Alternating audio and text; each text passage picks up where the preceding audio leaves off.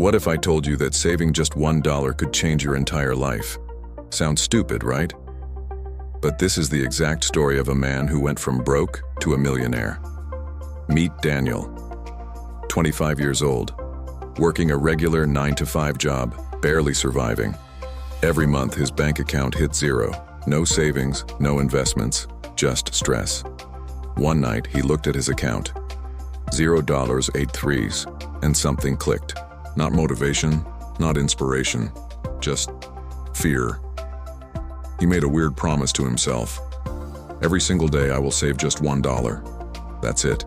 No big goals, no complicated plans, just $1. When he told his friends, they laughed. Bro, $1, that's nothing. And honestly, they were right. $1 won't make you rich, but habits will. Day 1, $1, day 2, $2, day 30, $30. It wasn't about the money anymore, it was about discipline. For the first time in his life, Daniel felt in control, and then something changed.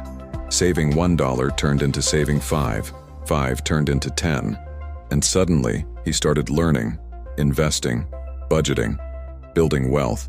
He didn't just save money, he invested it. Small amounts, again and again.